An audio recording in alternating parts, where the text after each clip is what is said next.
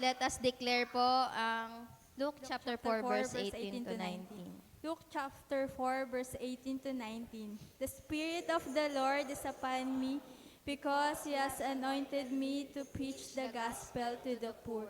He has sent me to heal the brokenhearted, to proclaim liberty to the captives and recovery of sight to the blind, to set at liberty to those who are oppressed, to proclaim the acceptable year of the Lord. Jesus Christ is my Lord, and He is Christ the rock. Let us put on the full armor of God, the helmet of salvation, the breastplate of righteousness, the belt of truth, the sandals of peace, the shield of faith, and the sword of the Spirit. We are covered by the full armor of God. Praise the Lord. Thank you, Ruth. And wag po muna kayo upo. Meron pa po tayong declaration. Ayan. Sige po, sabay-sabay po nating i-declare at the count of 3. 1, 2, 3, begin. Declare divine acceleration over my life. What would take years to accomplish will manifest speedily by the hand of God. Delayed blessings will come to fruition, and I will recover all that has been lost. No force can hinder my progress. I will achieve extraordinary results this year. I declare that God will do for me what seems impossible, and my testimony will inspire others. Every season of barrenness and sorrow is replaced with fruitfulness and celebration. I declare that 2025 is my year of unstoppable rapid growth. These are all my declarations in the mighty name of my Lord and Savior Jesus Christ. Amen and amen. Bago po kayo magsiyo po, batiin niyo po muna ang niyo pong mga katabi ng magandang gabi, kapatid. Ayan. Sige po, tayo po ay makakaupo na. Ayan. So, good evening po ulit sa ating lahat na nandito po sa on-site at mga kasama po natin na nakatune in po sa online. Ako rin po gusto ko pong magpasalamat sa Panginoon sa Kanya pong kabutihan sa aking buhay. Nitong week po, yun, praise the Lord kasi, ayun po, meron din po kaming on-site or RTO po, or Return to Office Day. So, salamat sa Panginoon kasi parang every RTO namin ay kumakain sa labas. Talaga. So, salamat sa Lord sa provision. Kasi wala, libre po, ayan. So, meron pong dedicated na budget talaga para sa face-to-face na office, face-to-face na work namin. So, salamat sa Panginoon doon. And thank you rin sa opportunity na yun kasi nakakausap or nami-meet mo yung mga kasamahan mo, ayan, and opportunity din siya to bond with them, kahit yung mga head po ay naka-manager. So, salamat sa Lord doon, and sobrang nakakatuwa po yung environment kasi parang kahit mga manager, TL, or head po, parang hindi ka ang tawag dito, may intimidate, ayan, very welcoming talaga yung vibes nila. Minsan po, yun nga, first name basis talaga, kahit mga sir or nasa executive. So, salamat sa Panginoon doon. And syempre po sa pag-iingat, yan, sa pagpasok sa work. Nung RTO din namin, yun din yung time na bago mag-RTO, nagkasakit din po ako ganyan. So, until ngayon po medyo sinisipon pa ganyan. So pero salamat sa Lord kasi hindi naman po ako nag-sick leave or anything. So praise the Lord sa favor po sa trabaho kasi yun nga po work from home talaga tapos twice a month lang po yung aming day sa office. So salamat sa Lord. And then next week din po may RTO ulit. Ayan, Monday yon. Tapos dadating yung amin pong mga executive talaga, yung kasama po ating CEO, lahat mga directors galing sa London. So, mapapasabak din tayo sa Englishan kasi kapag mga new hire po, yun yung parang binibigyan nila ng time to meet. Ayan. So, magkakaroon daw po ng, di ko sure kung lunch na naman ata yun. So, salamat sa Lord doon sa opportunity na yun. And I believe, opportunity rin siya para ma-expose sa mga other people po, syempre sa abroad. So, thank you, Lord, for that. And salamat din sa Panginoon sa patuloy na pag-iingat po, yan, syempre sa amin pong team, yan, sa Team Light, sa patuloy na pag-level up po sa amin, ayan. Kung hindi nyo po nalalaman, this July po, lahat ng preachers ng Miracle Night ay sa Team Light. So, thank you Lord, kasi isa rin talaga siya sa prayer ko talaga, even before, na kami po lahat magamit talaga ng Panginoon to preach the word. So, I believe na talagang ginagamit ni Lord yung covenant group para to train everybody. So, thank you Lord for that. And salamat din sa Panginoon sa talino, sa skills na binibigay niya po sa akin para sa papalapit po nating anniversary conference. Ayan, kung hindi niyo po nalalaman, yun nga po, ako po yung head ng multimedia plus sa promotion. So, pag may mga concern po kayo sa promotion, sa amin niyo po ilapit. And ayun, nagpapasalamat po ako sa Lord kasi I know na feeling ko minsan hindi pa prepared enough talaga. Pero salamat sa Lord kasi patuloy niya tayong nile-level up, especially sa ministry din. So, I'm very excited sa mga gagawin pa ng Panginoon, especially sa na-share ni Daddy Bishop. So, mukhang matindi talaga yung gagawin ng Panginoon sa nalalapit po nating anniversary conference. So, yun lang po yung gusto kong ipagpasalamat muna ngayong gabi. Ayan, so, mag-start po muna tayo sa prayer bago po tayo dumako sa ating word. So, let us pray. Lord, maraming salamat po sa gabing ito, Panginoon. Patuloy, Lord, na nagpapasalamat kami sa lahat ng inyo pong ginagawa sa aming buhay. Truly, Lord, you deserve all the glory, Panginoon. Salamat, Lord, na pinagsama-sama niyo po kami ngayong gabi. Lord God, despite ng weather, Panginoon, Ikaw ang nag-iingat sa amin, naglalagay ng desire sa aming puso upang magsama-sama, manalangin, matuto, mag-grow, Panginoon, Lord God. And we pray for your sovereign Holy Spirit to be with us tonight, Lord God, as we study your word, as we pray, as one church, as one body of Christ. Patuloy, Lord God, na mag-grow kami, Lord God, sa pag-ibig namin sa inyo, sa relationship namin sa inyo, sa connection namin sa bawat isa, O God. And we pray, Lord God, na we will never be the same again, Panginoon. Alam namin, Lord, na Ikaw ang magle-level up sa amin, Panginoon. Patuloy na hinihingi namin ang inyo pong paglilinis sa amin, Lord God. Forgive us from all our sins, sa salita, sa gawa, sa pag-isip namin, Panginoon, Lord God. And we pray, Lord God, na bigyan niyo po kami ng talino, Lord God, sa mga mapapag-usapan po namin ngayong gabi. Maraming salamat, Lord. All glory and honor belongs to you. In the mighty name of our Lord and Savior Jesus Christ. Amen and amen. Ayan, so, yeah. Thank you, Lord. So, limited lang po yung ating time. Kaya medyo iiklian ko lang po yung isi-share ko po ngayong gabi. Ayan. So, ngayon pong buwan ng July, ang ating pong series ay Grow in Covenant Group. So, sino po dito patuloy na nilelevel up ni Lord ang kanyang covenant groups? Ayan. So, whether ikaw ay covenant leader or covenant member ngayon, patuloy na lahat tayo ginagamit ni Lord para ma-fulfill yung kanyang mission, no? So, yung title po ng gusto ko pong i-share tonight ay Small Group, Big Mission. Sabihin nga po natin, Small Group, Big Mission. Ayan. So, ngayong gabi po, ayan, gusto kong pag-usapan po natin yung isa sa mga powerful na tool. O yun nga, yung term nga natin dito po sa ating church is yung covenant group is our machinery. So, palagi kong ginagamit na parang explanation sa aking pong team na pag sinabing mong machinery, yun yung ginagamit mo para mas maging effective o mapadali yung isang bagay o isang gawain. So for example, kung ikaw ay karpentero, dito po sa Pilipinas, usually ginagamit lang natin is martilyo, lagare. Pero pag meron kang machinery, yan, syempre yung mas advanced na mga gamit, mas napapadali yung ginagawa mo. So dito po sa church, ang ating pong machinery to do the mission, which is yung world evangelization, is yung mga small group po, or tinatawag natin na covenant group. So, usually po, minsan iniisip natin ang covenant group, yan yung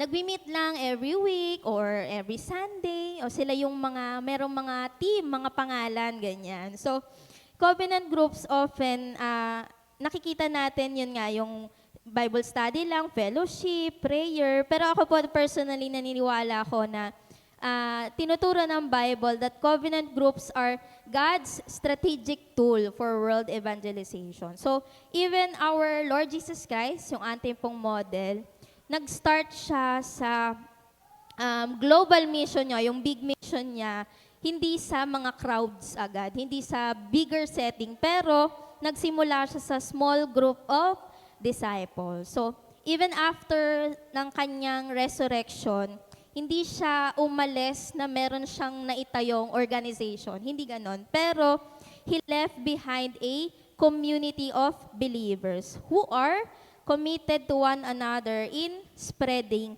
the gospel. So yung covenant group, hindi lang siya basta ordinary group, pero ito yung group na merong mission. And hindi lang din basta-basta mission, pero big mission which is global yung reach niyan. So, sabi nga po, nilagay ko po ata yun. Acts chapter 1, verse 8. Next po.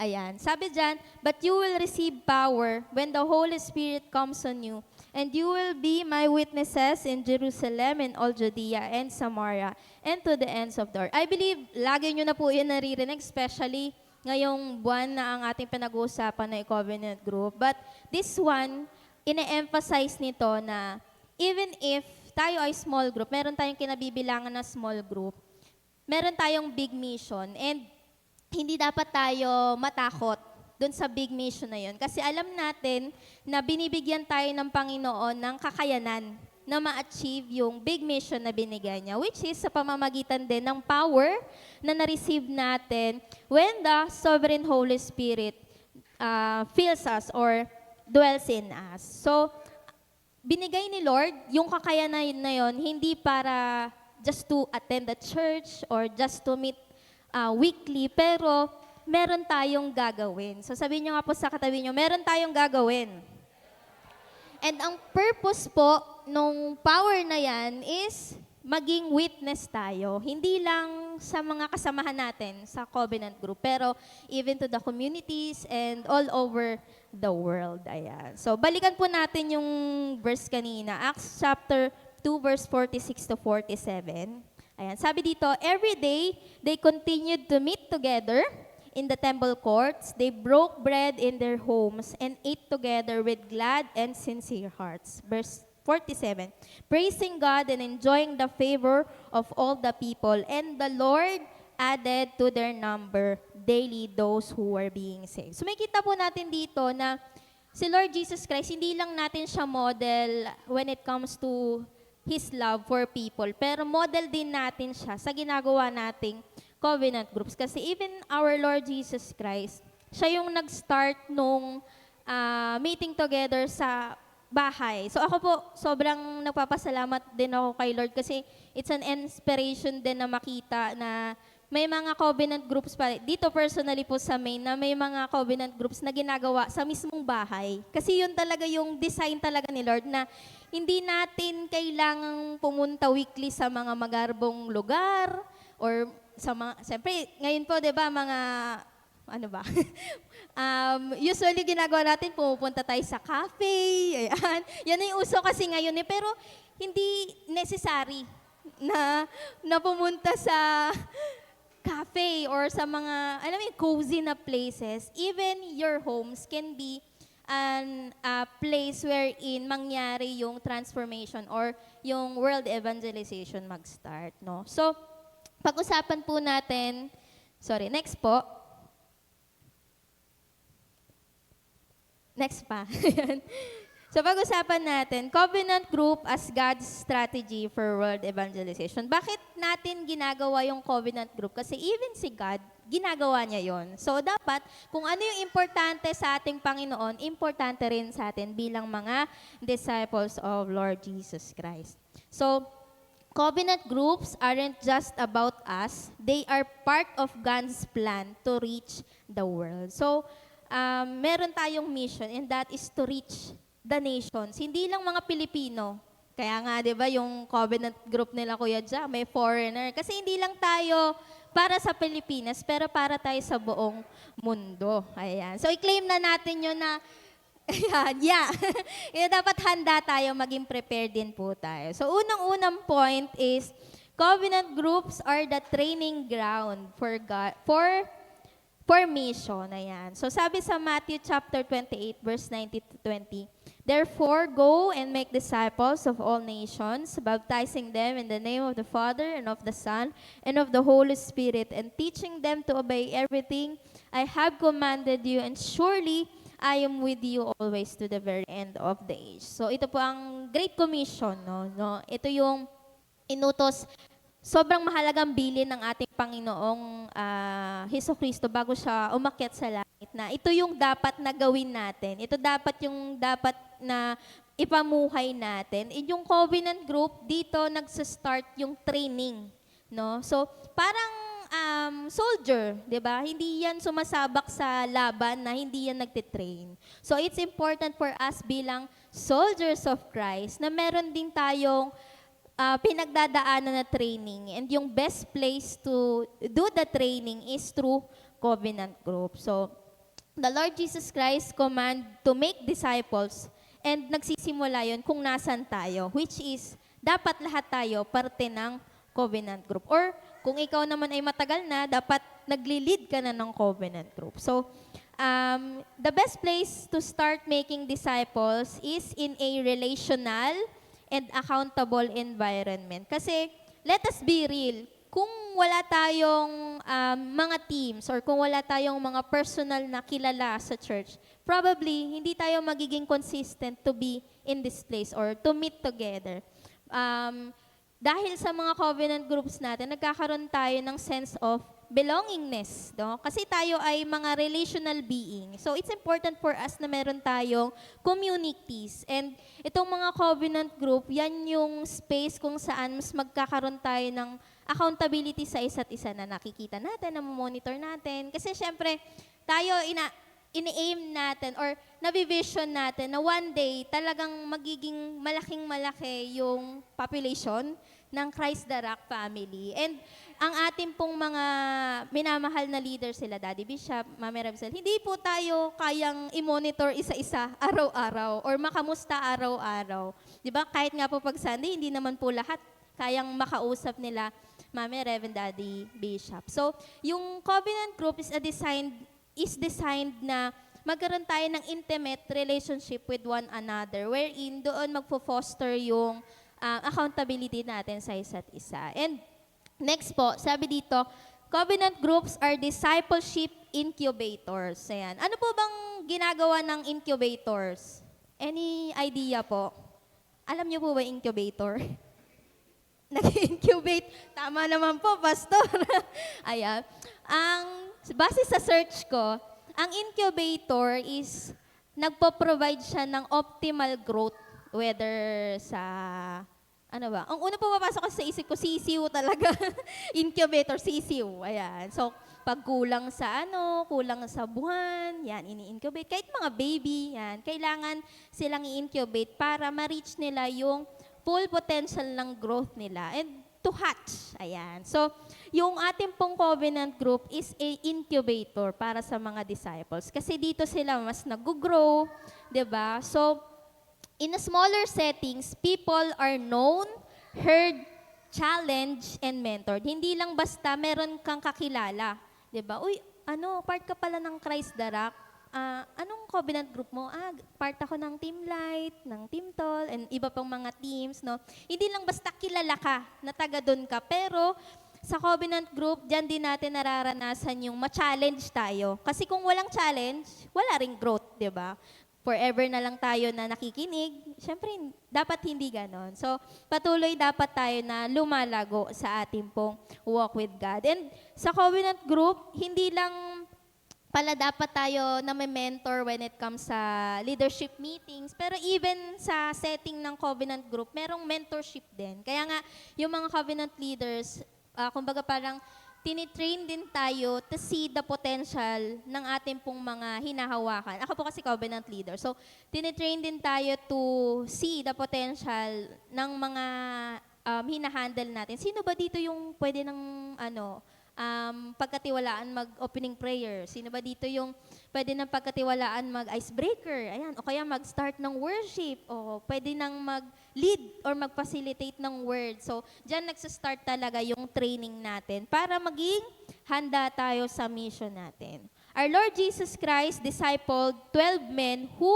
changed the world. So, nag-start talaga si Lord in a small setting, no? So, hindi siya nag-start sa through lectures agad, but through life-on-life investment. Talagang nag-spend siya ng time sa bawat disciples na hinahawakan niya, which is yung 12 nga, no? So, hindi lang dapat daw natin nakikita yung covenant group as Bible club, no? Or, yan, mag-aaral naman ngayon. So, makikinig tayo ng mga updates sa bawat isa. Hindi lang ganun. Pero, it's a mission training para sa bawat isa. Ayan. So, pangalawa po, covenant groups multiply the reach of the gospel. So, kung natitrain yung mga tao to be equipped in sharing the gospel, of course, kapag merong naipapanganak o nasisimulan na covenant group, nagmumultiply din yung potential ng church to reach more people for the glory of God. Sabi sa Acts chapter 2, yung verse po kanina, every day they continued to meet together in the temple courts. They broke bread in their homes and ate together with glad and sincere hearts, praising God and enjoying the favor of all the people. And the Lord added to their number daily those who were being saved. So, nakikita nyo nga po dito, grabe sobrang sipag and passionate. Very devoted talaga yung mga tao kasi they meet together every day. Tayo, weekly lang, di ba? Minsan nami-miss pa natin because of some things or some reasons. Pero sila, everyday. Ganon ka-passionate yung mga disciples ng Panginoon way back para makita yung mga kapwa nila mananampalataya, matuto, mas makilala pa ang Panginoon. So, the more na nagkakaroon o dumadami yung covenant group, ganon din, nagmumultiply din yung potential natin bilang mananampalataya ng Panginoon to reach more people for God. So, the early church grew not through massive events. Totoo naman na nag-conduct si Lord ng mga malalaking, kumbaga ngayon, nagko-crusade yan. Diba yung sa, ang tawag dito, 5,000, ayan. Nakalimutan ko pa yung term para doon. Pero, ayun, may mga ganong events din na ginagawa si Lord Jesus Christ. Pero, yung sa pamamagitan ng mga daily gatherings sa bahay-bahay, doon nagkakaroon ng multiplication, no, sa mga communities na napupuntahan niya. So, small groups are naturally reproducible. So, kaya nga siya dinesign ni Lord na ganun kasi mas mabilis dumami. So, di ba po yung ginagamit nga natin na term before is cell. Kasi cell nagmumultiply. So, ganun din, no, yung covenant groups, it is designed na naturally nagmumultiply siya. So, every new group is a new missional outpost. Ano ba ibig sabihin ng outpost? Parang in a mas simple na term is branch. Yan yung pinaka-branch, nagba-branch out. So, hindi naman pwedeng sila Daddy Bishop lang yung laging pumupunta sa mga lugar, di ba? Tayo, tinanim tayo ng Panginoon kung nasaan tayo ngayon, whether tayo ay mga estudyante, nagtatrabaho, nagnenegosyo, kung ano pa man ang season ng buhay mo, kung nasan ka, you are planted in that territory. And gagamitin ka ng Panginoon to reach more people for Christ. Ayan. So, yes, ayan. So, ayan. So, meron lang akong tanong po, ayan. Just to check yan sa inyo pong mga covenant group or mga hinahandle po na disciples. Is your small group o covenant group preparing to multiply? Meron ba tayong mga ginagawang hakbang para mag-multiply tayo? Or, di, sige, okay na yan, tayo-tayo na lang. Masaya naman eh. Or parang comfortable naman na tayo yung mga magkakasama. Pero dapat pala, yung covenant group na meron tayo is a place wherein welcome yung mga bagong tao. Ayan. So, dapat ready tayo to accept new people sa ating pong mga covenant group. And sino ba yung mga tao sa covenant group ngayon na tinitrain to lead? Ayan, dito po sa ating pong church, meron tayong equipping. No? Ayan, tuloy-tuloy po yung ating equipping classes. And dun sa equipping track na yon, makikita natin na inihahanda yung mga tao from believer to disciple to leaders. Kasi yan yung mga gagamitin. Tayo mismo yung gagamitin ng Panginoon to reach for more people. Ayan. Last na po na point. Ayan. Sabi dito, covenant groups create missional communities that witness to the world. Di ba kanina nga po, based doon sa Acts chapter 1 verse 8, na hindi lang tayo mananatili sa, ano ba yung unang lugar? Judea, ayan. Pero gagamitin din tayo ng Panginoon sa Jerusalem and to the ends of the world. Tayo, may kanya-kanya po tayong Judea. May it be yung ating pong Jerusalem po muna. Sorry. Ayan, meron tayong Jerusalem and meron tayong kanya-kanyang Jerusalem. May it be yung ating pong family, unang-una, kasi sila yung pinakamalapit natin na circle of influence.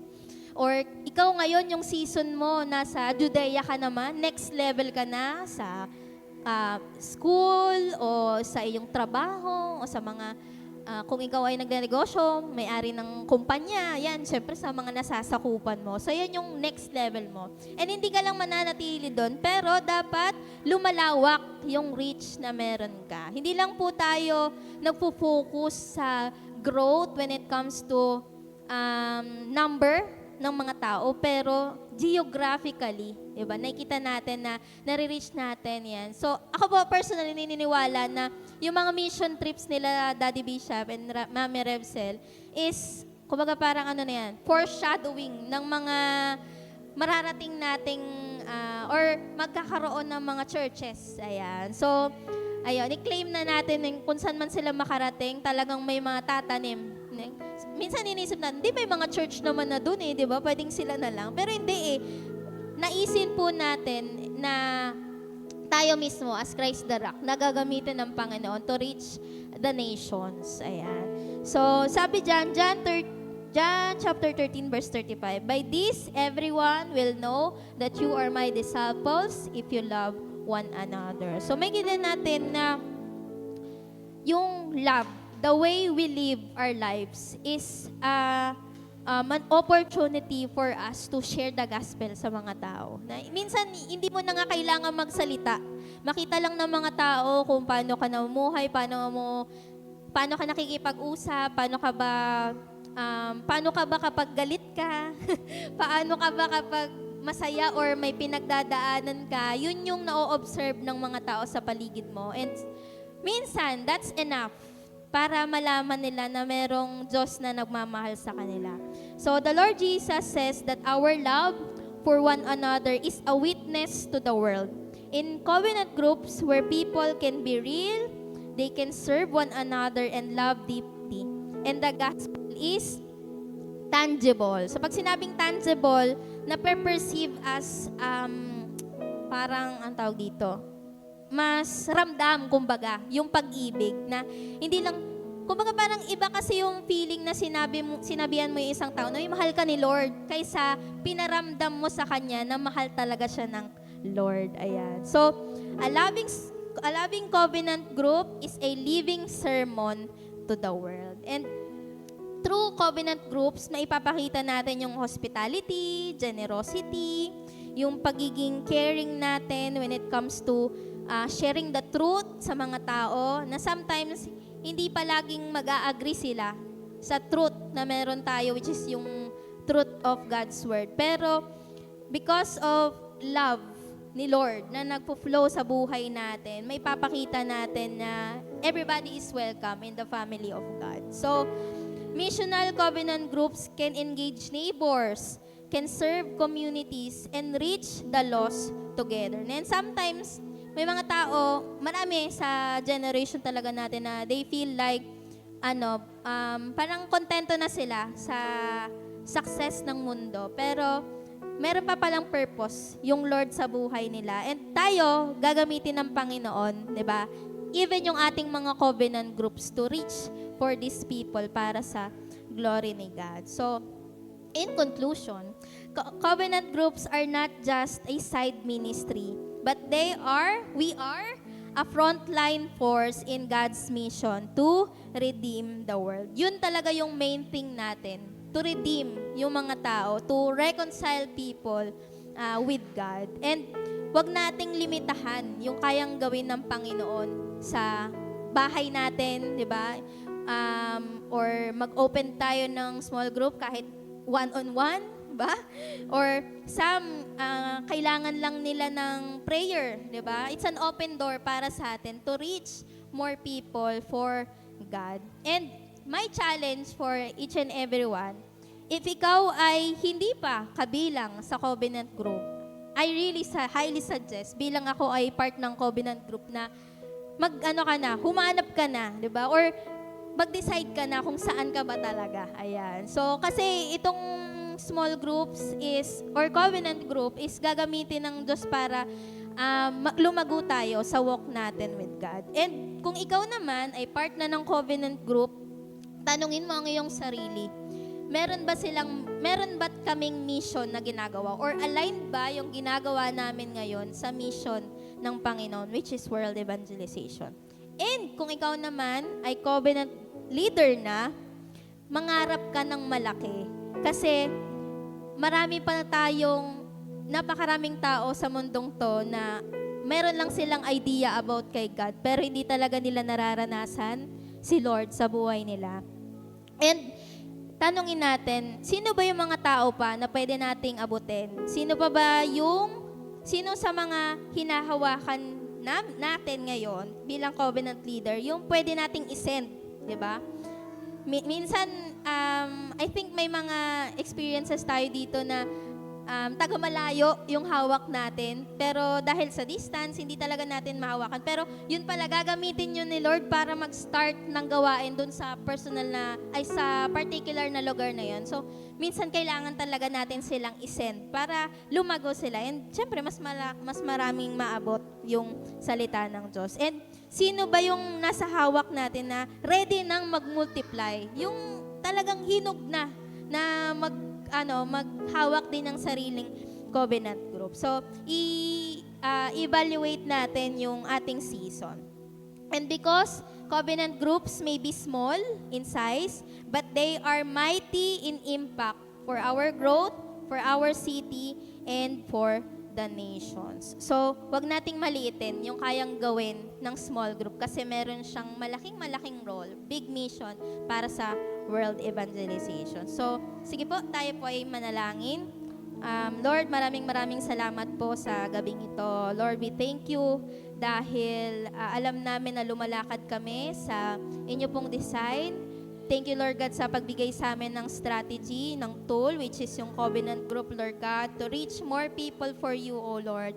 Lord, we pray na maranasan namin ang growth in our covenant groups, Lord God. May it be kami ay covenant leader, covenant member, or magiging covenant leader soon, Panginoon. Lord, gusto namin, Panginoon, na patuloy kang maranasan, Lord God. Makita ng mga mata namin, Lord God, yung unstoppable rapid growth na design mo para sa amin, Panginoon. And we pray, Lord God, bigyan niyo po ng empowerment. I-equip niyo po kami, Lord God. I-level up niyo po ang bawat isa so that, Lord, patuloy kaming magamit mightily, Lord God, for your kingdom, Panginoon. And Lord, pinapanalangin din po namin, Lord God, lahat ng mga sakit at karamdaman. We receive healing that comes from you, O Lord. We apply the blood of the Lamb over our lives, and we know, Lord God, na marireceive namin instantly, Lord God, yung kagalingan na nagmumula sa inyo. Maraming salamat po, Lord. All glory and honor belongs to you in the mighty name of our Lord and Savior Jesus Christ. Amen and amen.